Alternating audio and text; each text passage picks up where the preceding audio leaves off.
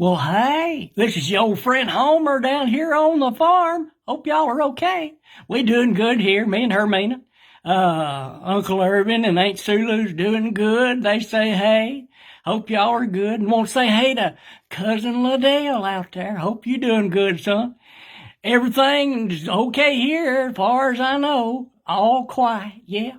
Listen, I want to check in with you and tell you about some goings on down here. Everybody's talking about it, down at the Barlow Diamond Dollar Store. Everybody gossips down there about stuff. But just want to tell you about old Clemmer Halltree, Brother Clemmer, and his wife, Sudie Marie Begonia. She was a Parleen. She married old Clemmer there, and she was a Parleen from down there at I think down there somewhere around Rooster Beat Ridge. But anyway, and they had a boy, and they named him Booger. Yeah, they did, really did, yeah. But anyway, I was going to tell you what was going on down there. Old Brother Clemmer, he and Booger decided they'd go squirrel hunting one morning, so got up early one morning. See, poor old Clemmer seemed like something's always happening to him. It's pitiful. But anyhow, he got up real early that morning, was going to go wake up Booger, and they was going to go squirrel hunting. Well, he went into the toilet there, into the little bathroom there. Didn't have no commode in there. The commode was out back in the privy, but they did have a little sink and a cabinet there and a little closet where he could, wash his hands and brush his teeth and stuff. But anyway, he went in there early that morning and went in there half asleep, and it was about half dark and early morning, and he reached up there and got a tube of toothpaste to brush his teeth. Well, he didn't know that he had grabbed a tube of that there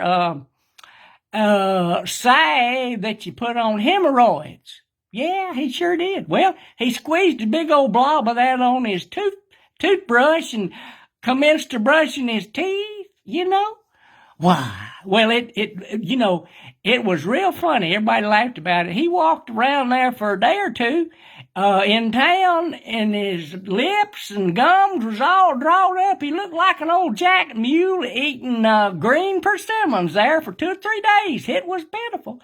But he got over it. He was all right. Well, anyway, later that day, they got ready and went on out there to go squirrel hunting, Clemmer and Booger there. And his wife had fixed him a big old thermos of fruit punch. They loved fruit punch. They did. And what happened was they was out there walking through the woods, and Clemmer decided that he'd get him a big old slug of that fruit punch out of that thermos jar. Well, he unscrewed the top and turned it up and got him a big old swaller of that fruit punch. But what he didn't know was that his wife had mashed up a bunch of bananas and pineapples there and poured them over in there in the fruit punch. She thought she would do something nice and give him a treat, so she done that. Well, what happened was when he turned that big old thermos jar of fruit punch, in there, a big old glob of that pineapple and banana went down and got caught in his eye hole. Well, he commenced to choking and spluttering, carrying around there, and turning blue. Well, he fell on the ground. Well, his son Booger got all excited. Booger was a little feller. He was about 14 years old, and he weighed about 212 pounds. He's a big old boy. And he seen his daddy fall down. Well, he thought his daddy was dying. He was going, "Daddy, don't die, don't die." And he fell over on top of his daddy. 212 pounds there, little boy. Jumped on top of his daddy. Well, when he fell over on his daddy, the big old blob of banana squirted out of his mouth, out of Clemmer's mouth, and he could get his breath. So anyway, that was a good thing, but it sure did scare little Booger there, and it scared Clemmer too. But they got over it, and they went out and went on with their little hunting trip and got okay. But anyhow, I never will forget there was another story that they was talking about. It's real funny. About several months ago, see, they had that outhouse out back there, And Clemmer had sold one of his prize hogs and had got a little money. Well, his outhouse was a two-holer. See, it was a hole on this side and a hole on that side, and there was a shower curtain going down the middle to give you some privacy. Well, Clemmer thought he'd be fancy when he got a little money for selling that prize hog, and he went and he got some stainless steel toilet seats to put out there, bolt them down on top of them holes out there, you see. So it'd be nice for him when they go out there to the privy, to the outhouse. Well, anyhow, it was a cold winter morning, real cold, and Clemmer had to get up in the middle of the night.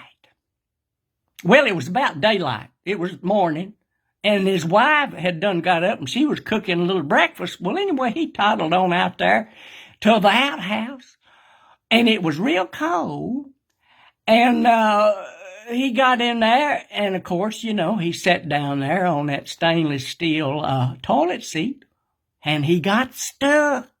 Yeah, he froze to that stainless steel. Well, he was hollering and carrying on, and his wife just heard him, and she ran out there, and she seen what was going on. She didn't know what to do. Couldn't get him loose from that stainless steel toilet seat. So she run in there, and she got that pot of hot coffee that was sitting on the stove, and she run out there, and she poured that hot coffee all down around his bottom there. Got him loose. But I'll tell you what's the truth. He walked funny around there in town and around for several days. He was kind of sore, you know. But I reckon they got over it and got all right, and everything's okay now. Everything's quiet. But anyway, I just thought I'd tell y'all about that. I thought you'd get a little laugh out of it. Hope you like that story. We love y'all now. Y'all be careful. You be good. And we'll talk at you later, okay? Bye.